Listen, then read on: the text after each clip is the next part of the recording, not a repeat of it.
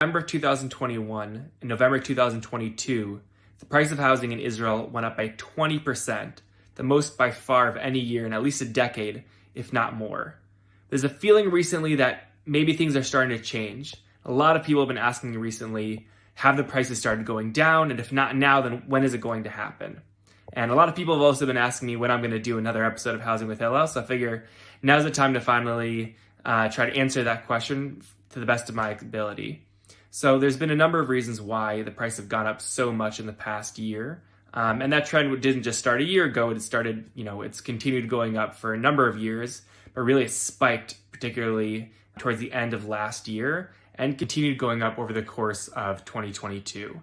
So there's a number of reasons why this has been happening. I'm not going to delve too deeply into all the economics of it, but the main factors at play were, firstly, there had been a lot of people who were unable to purchase real estate over the course of Corona, and so there was a built-up demand, and that demand really boomed once a lot of restrictions had gone down, once banking was working more smoothly. Another thing was at the end of 2021, there was an expectation that interest rates were going to start going up, which they did, and that the marginal tax rate on investors was going to go up, and that did as well. So there's a real rush to buy at the very end of 2021, and that spilled over into the beginning of 2022. People were trying to buy as quickly as they can before they were going to pay higher taxes and to lock in interest rates before they really started going up from the all-time lows that they had been at for the last number of years. And as the interest rates continued going up, I think people were aware of the fact that they were going to keep on going up. And so people who were on the fence still wanted to buy something before it was too late, meaning before they were locked into interest rates that were really high, at least get them while they were still relatively low.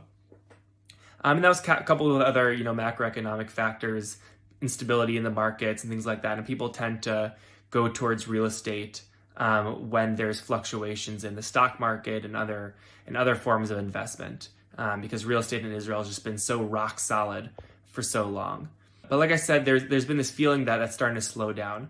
And to a certain extent, it's because those raises in interest rates have really pushed people out of being able to afford monthly payments. Previously, all the complaints, or most of the complaints from young couples especially, was that they had to have so much money for a down payment. Even if they had great monthly salaries, they just didn't have enough money built up to be able to put down to buy. But then once interest rates started really going up, then even people who have the amount to put a down payment down, if they're buying as an investment and they're really looking at every number, if suddenly they're going to be paying 2% more, 3% more on their loan, then just financially it may not be a good investment anymore. And certainly people who it was going to be borderline whether they could afford the monthly payments on something they were buying to live in, now suddenly it was becoming even more expensive. Nonetheless, there has not been really a dip in prices to any extent. Maybe in certain neighborhoods here and there, there's been a little bit less demand, but from as far as I've seen, there hasn't been really any overall trend of prices going down.